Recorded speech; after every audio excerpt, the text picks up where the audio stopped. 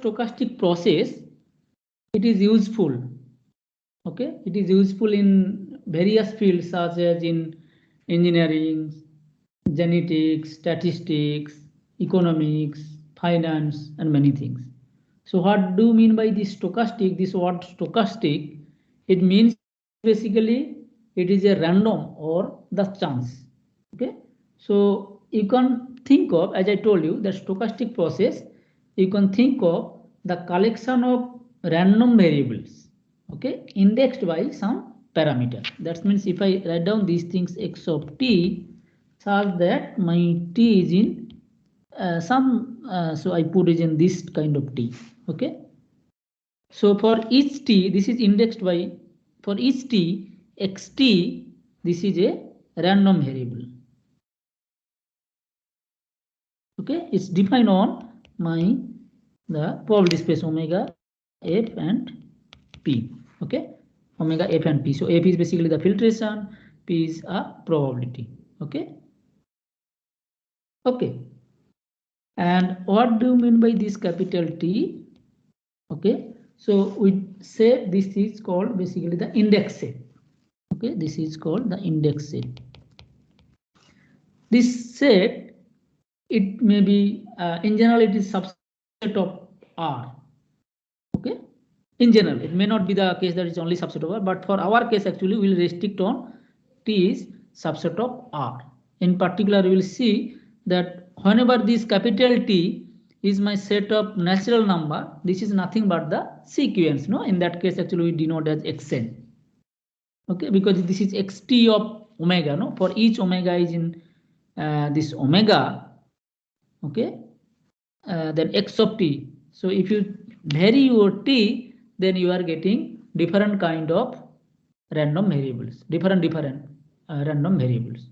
So that is why it is a collection of random variables, okay, indexed by some parameter set or the index set. Okay, that is the index set capital T.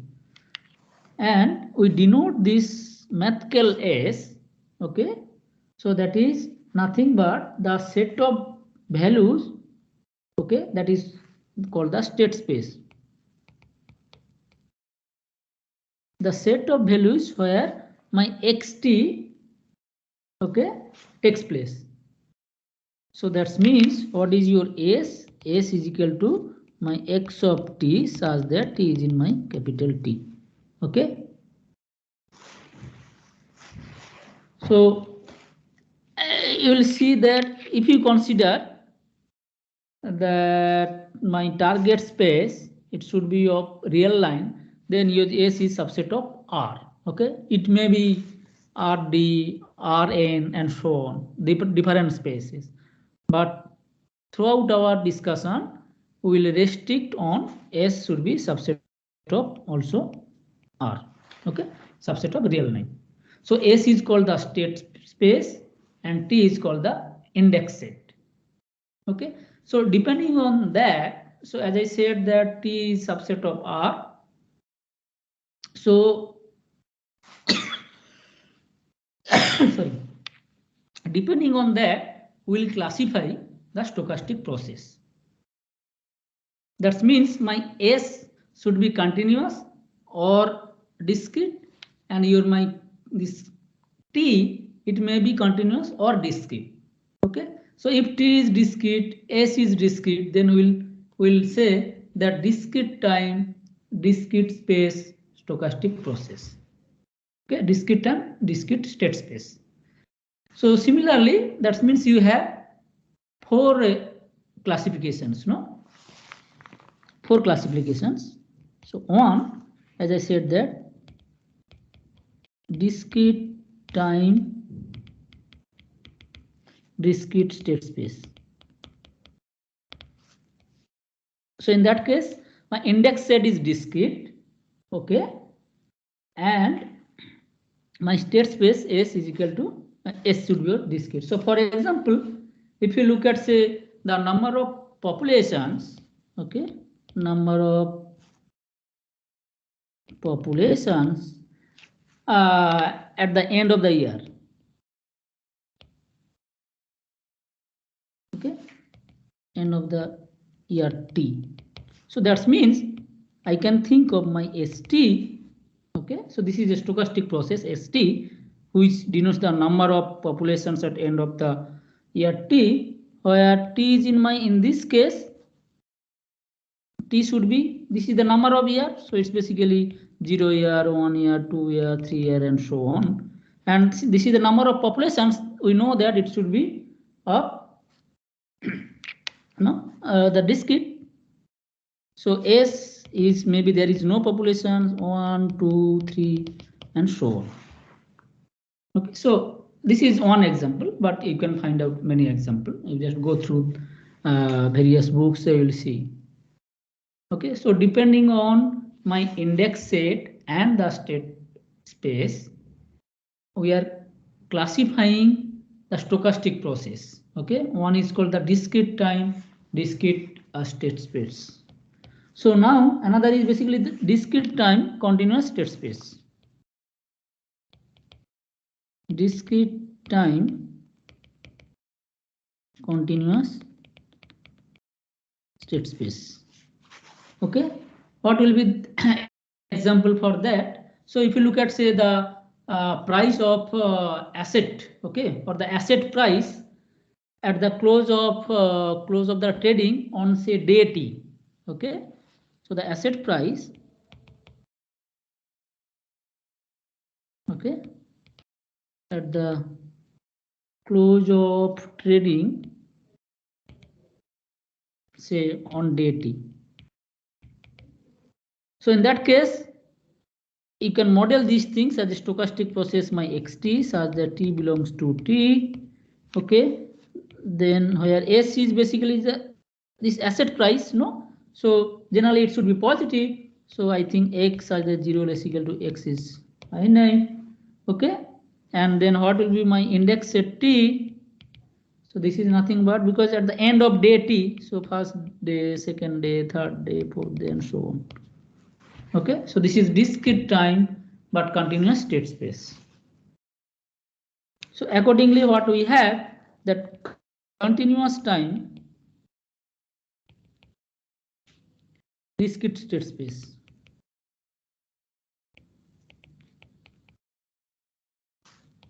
Okay, so in that case, if you look at say the number of incoming calls, okay, which we do not say xt in the interval 0 to t. Okay, so number of incoming call xt in the interval number of incoming call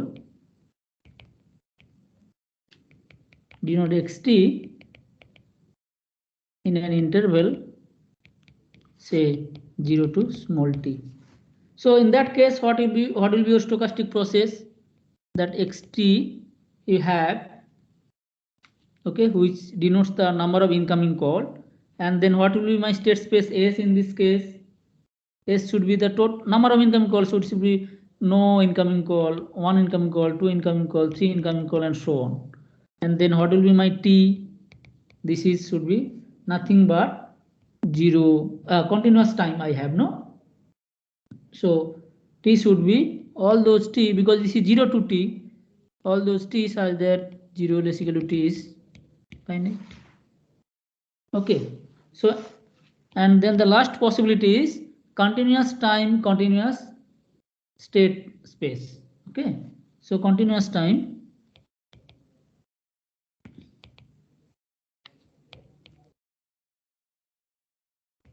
continuous state space. So in this case, the examples we are looking for where my state space S and index set T, it will be both continuous.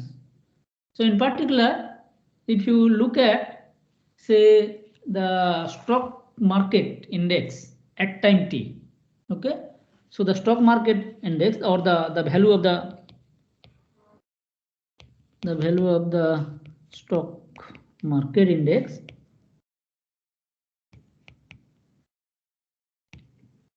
okay at time t. So if you denote your xt xt. Okay, so this is the stochastic process xt, which is the value of the stock market. So in that case, what will be your t? Because at time t, so t belongs to, I have this capital T said 0 less equal to t is finite. Okay, and what will be my state spaces? Because that the value of the stock market, it is basically real number. It may be fraction and so on. In general, it is a real number. So that means all those x, but it should be positive, no? So 0 less equal to x is finite. So these are the means I have given just one example for each cases, but you can find out many examples for that. Okay, so depending on the index set and the state space, we are divided the stochastic process or classified, not divided, the classified the stochastic process into four setup or the four group. One is discrete time, discrete state space.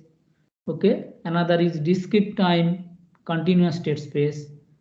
Another is continuous time, discrete state space, and continuous time, continuous state space. Okay, so then we will discuss certain properties of stochastic process. In particular, as I told you that what do if you have a say random variable. Okay, so we want to know. Okay, suppose I have a two random variable t1 x and y, and then we know okay what do you mean by the independent of two random variables and so on.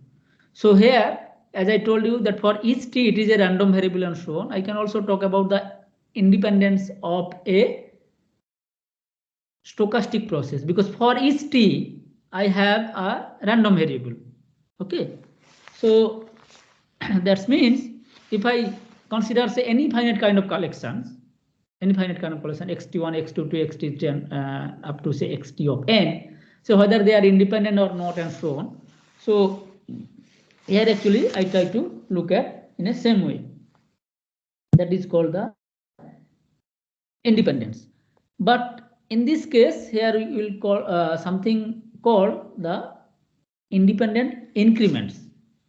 Okay, so definitions maybe you can see go.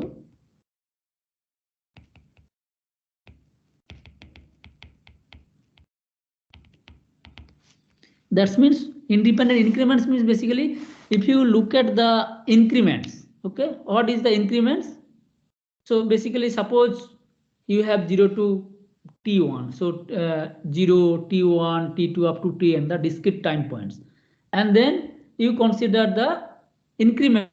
What are the increments? Basically x of t0, x of t1 minus x of t0, x of t2 minus x of t1, and so on, and then x of tn minus x of tn minus 1. Okay, so these are the increments, and not only that, it is a random variable. So independent increments means basically if this random variable, they are independent. Okay, so I can write down the definition like this. So let xt such that t is my index set be a stochastic process.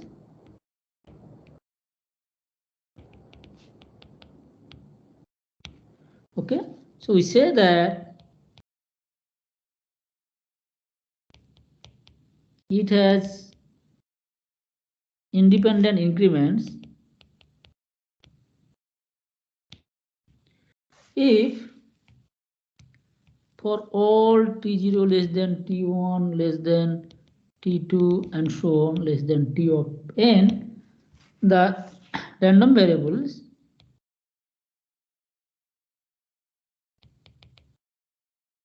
so as I said that x of t0, x of t1 minus x of t0, these are the increments, no? X of t2 minus x of t1 and so of x of tn minus x of tn minus 1. So now these are the random variables if they are independent.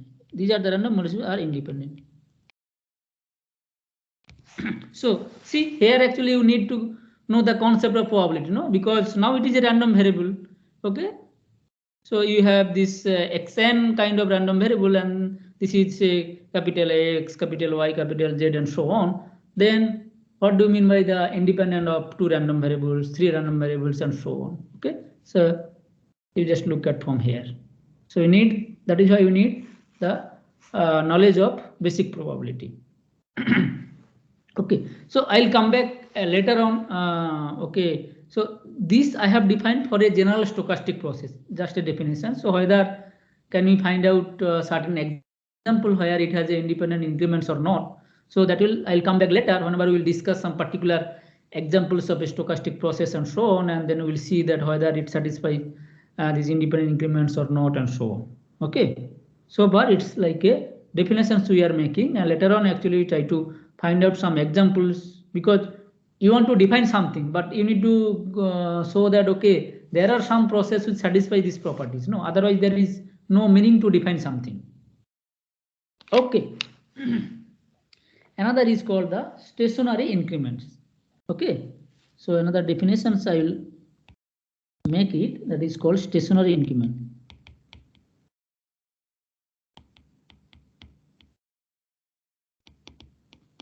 So stationary increments means basically that,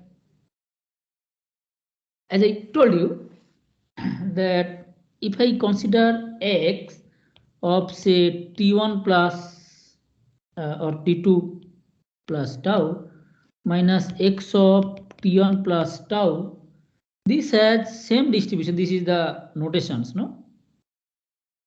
Same distribution as x of t2 minus x of t1. Okay, for all choices of say t1, t2, and tau positive. Okay, so in particular you can think of t is my subset of 0 to infinity. Okay, my t is equal to basically 0 to infinity, this set, and then we are making. So now if you look at this, this is the windows, no? So the difference is t2, t1, and then if you look at the whole things, this is t2 minus t1 differences. The windows, that means I don't know from where it is started, but if you just look at the windows in the current positions, and if you look at maybe in the past or maybe in the future, the same windows, then the distributions of these two random variable, okay, will be same. But this should hold for all choices of my points t1, t2, and then tau. Okay, that means if you just start with here, okay, this length, and then maybe in the future I am looking for these differences. If these lengths are same, then the distributions of these things, they will be same. Okay, you know the distributions thing. So this is the notations, no? They have the same distributions. Okay. Or sometimes actually by notations we write down D. Okay, because they have the same probability distribution. Then we say that the stochastic process X, it has a stationary increment. So we will see later on that Poisson process, okay, you know Poisson random variable. So similarly one can define so-called the Poisson process. I will come back maybe in the next class. So Poisson process, it has independent increments as well as it has stationary increments. Okay, so this is the stationary things. It does not depend on the present, future, and so on, as long as the windows are same. Okay, so another definitions I'm going to make it.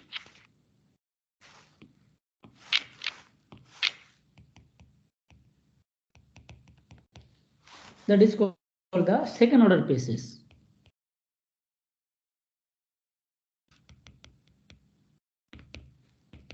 Okay, so second order process means basically, so xt, say t is your t, this is my stochastic process. We say that xt is a second order stochastic process if look at the expectation of x square t, if this is finite for all t is in my t. Okay, that means for each t, that moment, second order moment is finite, means central moment. Always, whenever we are looking for it, it's basically the central moment. So expectation of x square t is finite for all t is in t. Okay. Okay, so let us consider one example. Whether you can have a second order process or not. So I am defining So now suppose my Z1 and Z2, they are normally distributed with mean 0 and say variance sigma square. Okay, Z1 and Z2, it is given to you, and Z1 and Z2 are independent. Okay, so Z1 and Z2 are two normally distributed random variable with mean 0, variance sigma square. Z1 and Z2 are independent. I am defining a stochastic process xt, which is, so this notation is by means whenever you are defining something, that is the notation that I am defining my xt.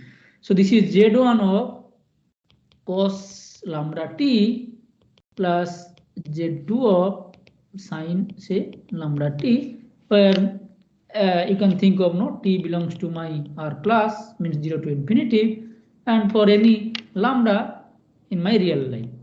Okay, so lambda is my constant, and that means lambda is in r real constant, and I am defining my xt in this form. So my claim is this xt, it's a second order stochastic process. How to prove that? I have to prove that expectation of x square t, that is finite for all t, is in my r plus. Okay, let's see. So what is your expectation over x square t? So these things actually I can write down, that expectation of, okay, this is whole square, you have a plus b whole square formula. So you have your z1 square cos square lambda t plus z2 square sin square lambda t and plus 2 times z1 z2 and then cos lambda t sin of lambda t. Is it not? So now these things is because cos square of lambda t, so far actually there is no randomness, you can take out. So whatever you have, expectation over z1 square cos square of lambda t. Similarly from here I have expectation of z2 square and sin square of lambda t. Is it not? And then plus 2 times of these things. So here also I am using the probability concept. No, expectation of these things, expectation is linear and so on. No, so because of that actually I am having the second equality.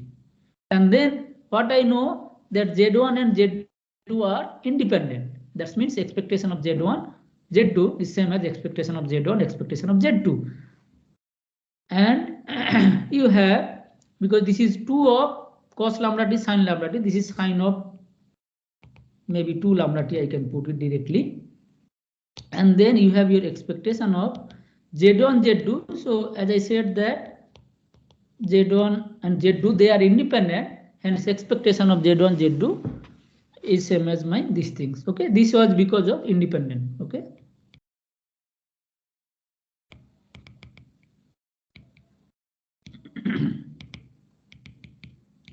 not only that, what I am having, because z1 z2 are normally distributed with mean 0, variance sigma square, hence this one is basically sigma square, this one is basically sigma square, and expectation of z1 is equal to 0, expectation of z2 is equal to 0. So what you end up with from here, this is nothing but my sigma square. Is it not? So this is constant. That means expectation of x square, this is finite for all t is in my r plus. Okay, so I have defined in this way, you can define another way. Okay, there are many possibilities to define second order stochastic process. Okay, so here it is given to you only two random variables, independent random variables z1 and z2, which is normally distributed with the mean 0 and variance sigma square.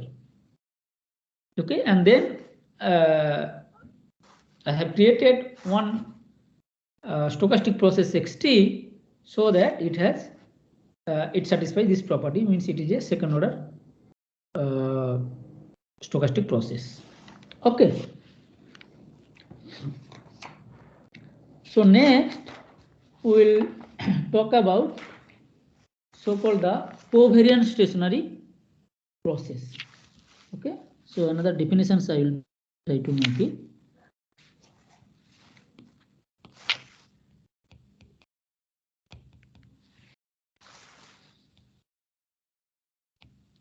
covariant stochastic or stationary process.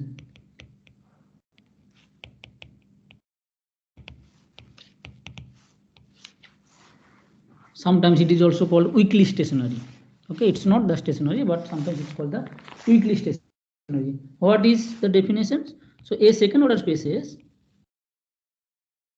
a second order stochastic process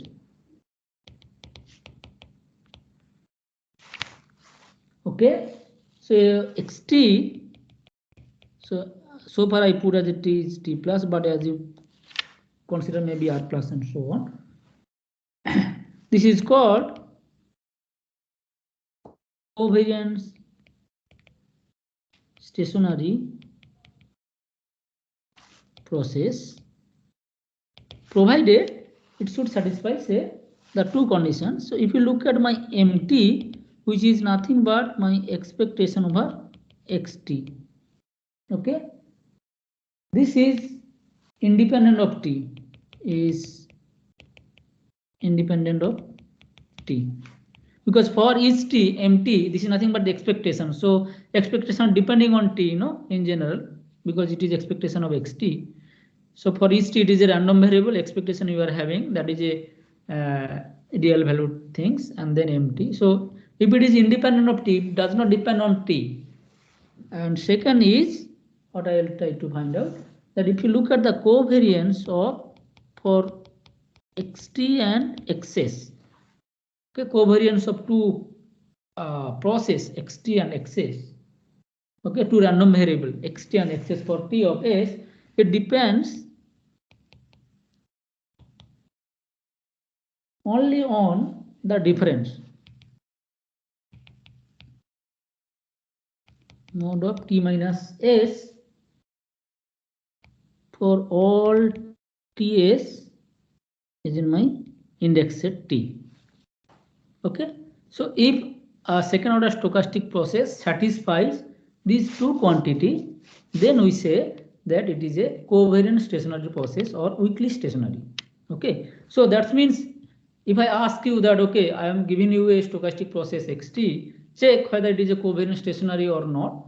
So three things you have to check. First, whether it is a second order stochastic process or not. Because if it is not a second order stochastic process, then actually we cannot talk about all these things. Okay? Because covariance comes into picture. What is your covariance? This is expectation over, means if you have x and y are two random variable, what is the covariance of x and y? That actually you know, that expectation of xt minus expectation of x and y minus expectation of y. Okay, take that expectation whole. So since it is t and s and so on, so you'll see that the second order stochastic process comes into picture. So first you have to show that whether a stochastic process it is a second order process or not. Then you check that the expectation, which is I defined mt, which is independent of t or not.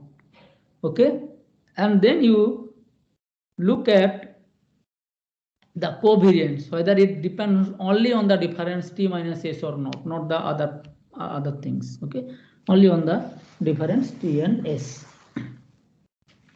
Let us consider one example, then it will be clear.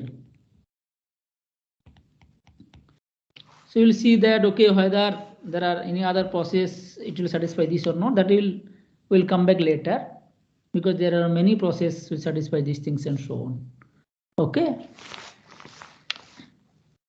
So for example, now suppose a is a random variable. So a, which is a random variable. So in short, I put rv. Okay, random variable with means expectation of a.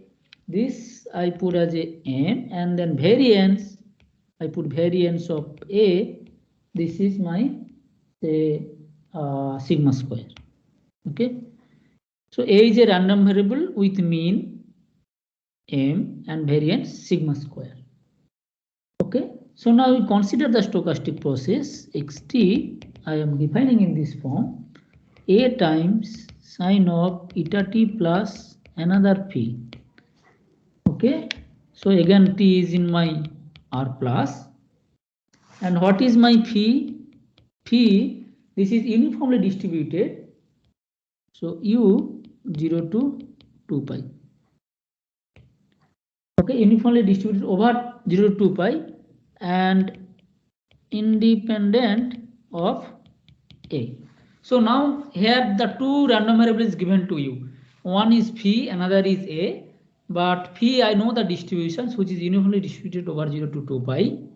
Okay, because you see why we are considering 0 to 2 pi, because of the sign has periods 2 pi and so on. So one can also look at similar way to maybe cos and so on. Okay, and a, which is another random variable independent of my given random variable p. Not only that, a has mean m and variance sigma square. So my claim is that,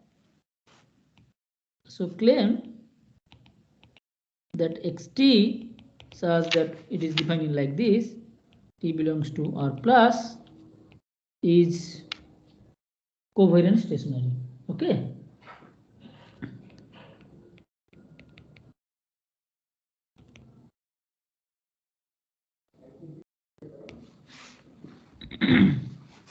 Okay, so it is a covariant stationary.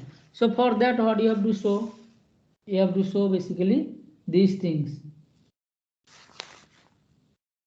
Okay, so first of all, you have to show that whether it is a second order process or not, whether it is means the MT is independent of T or not, and then the covariance. Okay, so first case I will try to show that whether it is a second order process or not. So what is expectation over x square t? Then this is nothing but a square sine square of eta t plus phi, and then take expectations, no? So now your a and phi are independent, hence a and sine of beta t plus phi, they are independent, hence their square are independent, is it not? Because we already know that if x and y are two independent random variable, then for any Borel measurable functions f and g, in particular if it is a continuous, then f of x and g of y, they are independent, because this is the basic knowledge from your probability theory you need. So then what I have, this is expectation over a square, and then this is expectation over sine square of eta t plus phi. Okay, so eta is any constant you can look at. Eta is any constant. So eta is in my R. Is it not? So this part I have expectation over sine square eta t and then phi.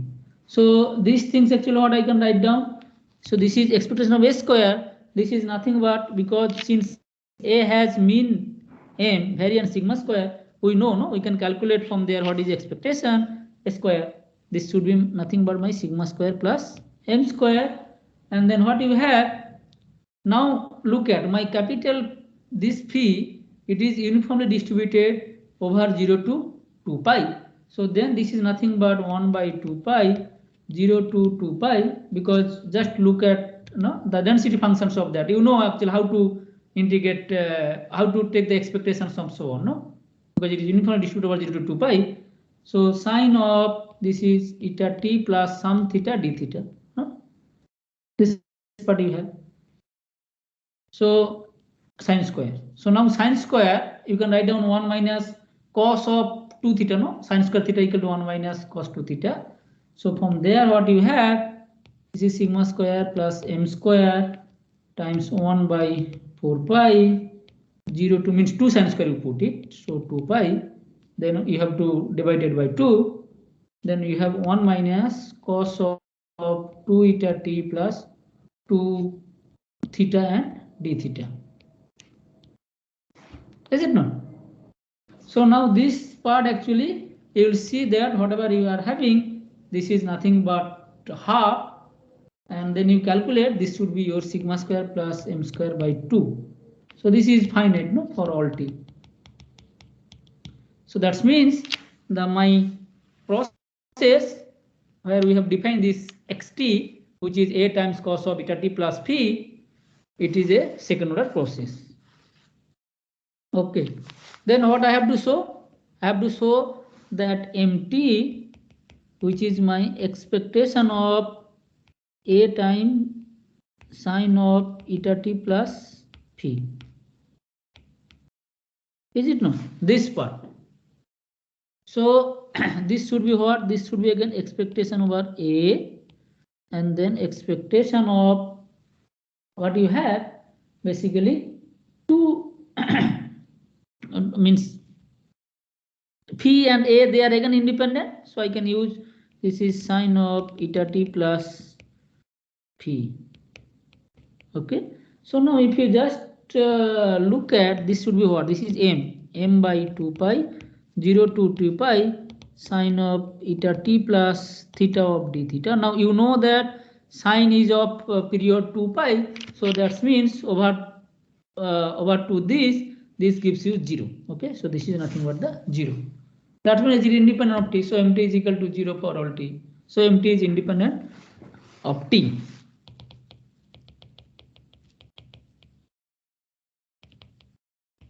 Independent of t. Okay, so then next what I have to show, that the covariance of xt and x of s for any t and s is in my R plus, that only depends on the difference mode of t minus s. Okay, so let us find out what is my covariance of xt and xs. Okay, so for the time being, suppose t is greater than s. Okay, and for t is less than s, you can have the similar conversion, and hence you can think of for mod of t minus s. So then what is this? So you have already seen that expectation of xt, that is 0 for all t. So covariance, that means this is nothing but my expectation of xt and x of s. So this should be, I can write down half of expectation of a square, because xt is equal to a, that part, and xs is equal to a times and sine of that eta of s plus theta. So whatever you have, this is, I put 2 of sine of eta t plus theta sine of eta t eta s plus theta. Is it not? So now if you write down these things, what it will come? It will come half of expectation of a square.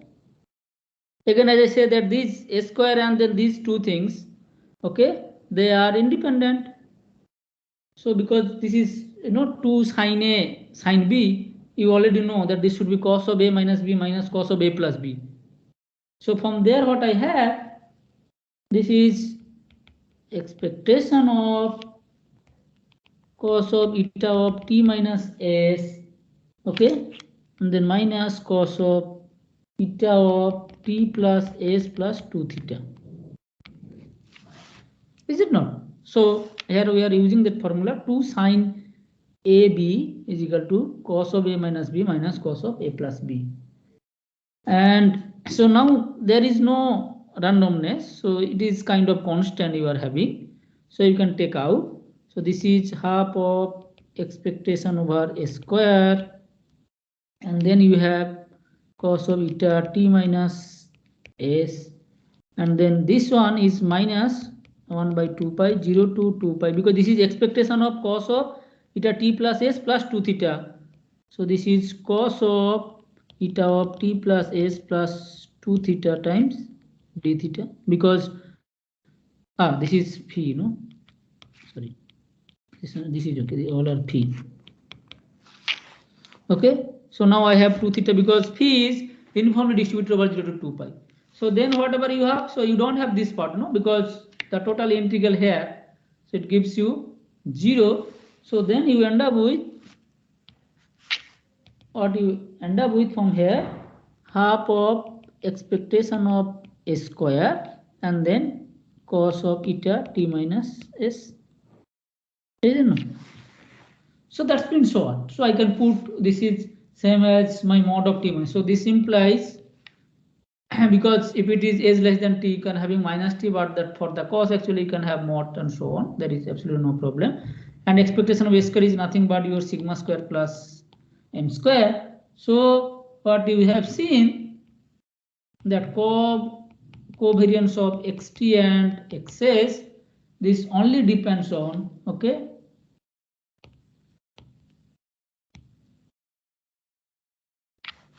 on the difference t minus s.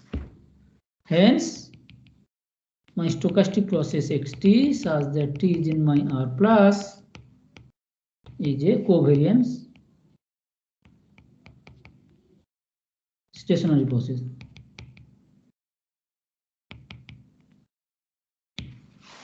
Okay. Okay, so I'll define one more property or the definitions and then I will stop it. Okay, we'll continue from the next class. So that is one more important property. I already told you that Markovian property. What do you mean by that?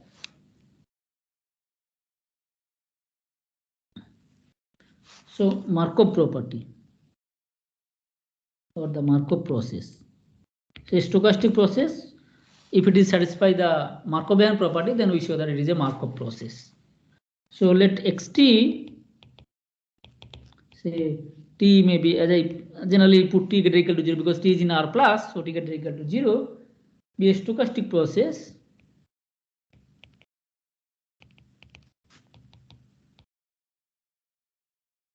so it is defined on my given probability space.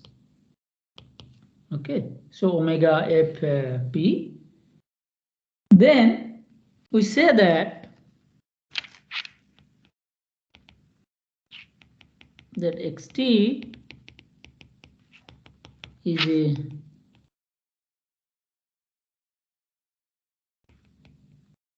Markov process if that for any Borel set B, so for any the time point t0 less than t1 less than 2, 2 and so less than t of n, and B is in my B. So this is the Borel set, no? This is the notation. This is the Borel set. Borel set, okay, of R. In particular, you know all the open sets and so on. If you look at, so you know that what are the Borel sets of R. Since you have done the major theorem and so on, so you are familiar with that. Okay, so B is the Borel set.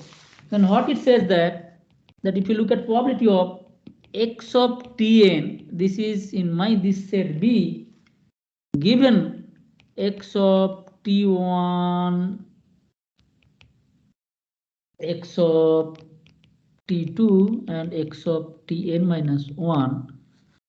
Okay, so given the information that x of t1, x of t2, x of tn, what is the probability that x of tn belongs to B? This is only depends on the present state.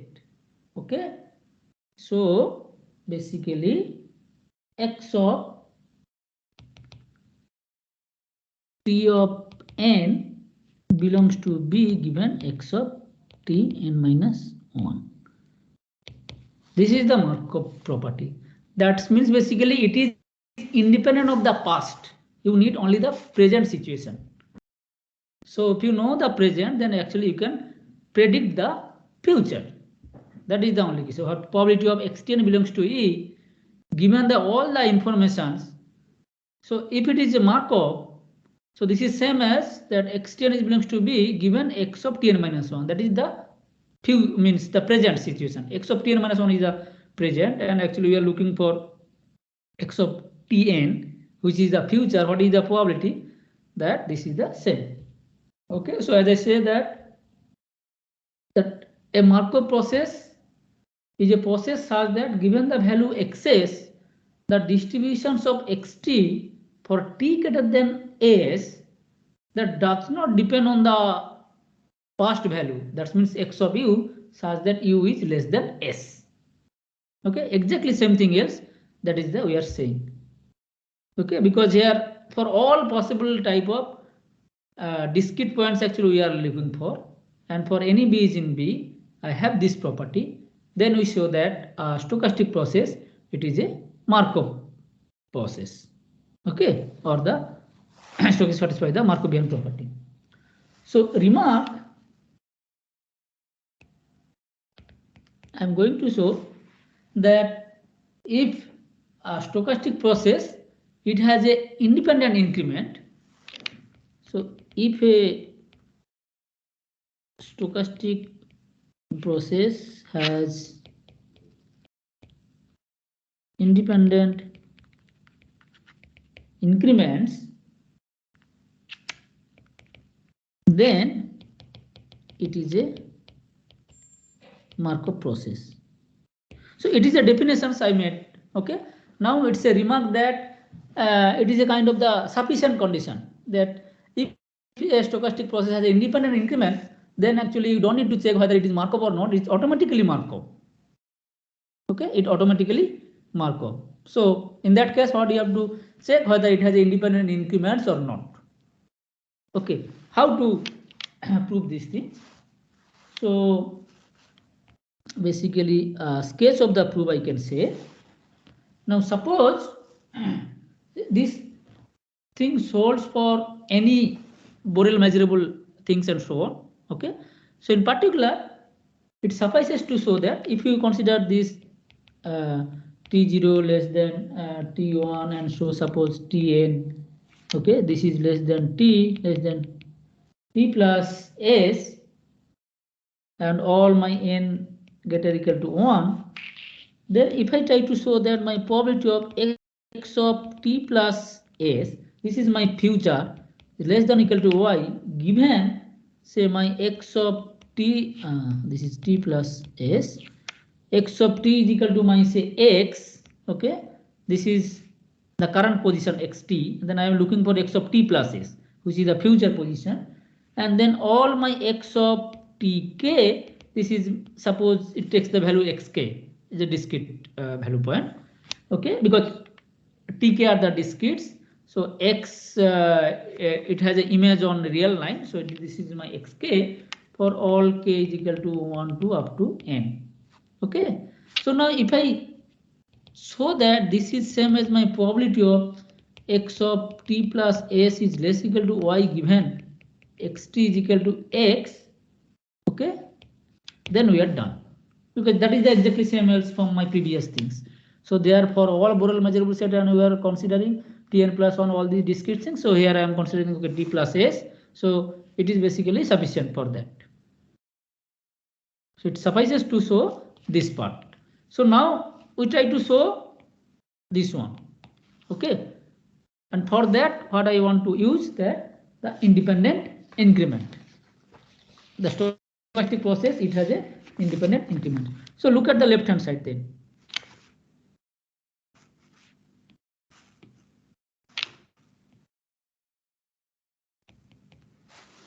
What is your left hand side? This is probability of, I can have equal to probability of x of t plus s, this is less than equal to y minus x, given this is same as I can put xt minus x of tn, which is equal to x minus xn, x of tn minus x of tn minus 1, which is xn minus 1, and so on. What is my x of t1 minus x of t0 is equal to x1 minus x0, and then x of t0 is equal to x0. The same thing actually I try to write down from here, because x t plus is less equal to y given these things is same as actually I can put x t plus s minus x t0, and x of t is equal to x, so x of t plus s less equal to y minus s, I am having, sorry, xt. Yeah, otherwise it does not make. So x of t plus s minus x of t. So I have this part. So now what I want to show that this has a independent increment, okay, and now you actually know the conditional probability and so on. So from there you just try to check this is same as probability of x of t plus s minus x of t is less than equal to y minus x. Okay, because they are independent and so on. So then actually we see that all these things, probability things got cancelled out, and then we are having this part. Okay, so this is nothing but same as my probability of x of t plus s less equal to y given x of t is equal to x. Okay, that is actually we try to prove it. Hence it says that if a stochastic process has independent increment, then it is a Markov process. Okay, so most of the times means if we know somehow that if we know that it has independent increments, we don't need to check whether it is a Markov or not, because it is automatically Markov. Okay, so this is, you can put as a remark or theorem or lemma, whatever it is. This is the thing. Okay, I'll stop now, and from the next day, as I told you, I'll start from so-called the Poisson process. Okay, various properties of Poisson process, how it looks like, and there is a concept called the compensated Poisson process, compound Poisson process, and so on. And there is a relation between Poisson process, binomial distributions, and so on. All these things and many applications we'll see it. Okay, yeah, I stop now. So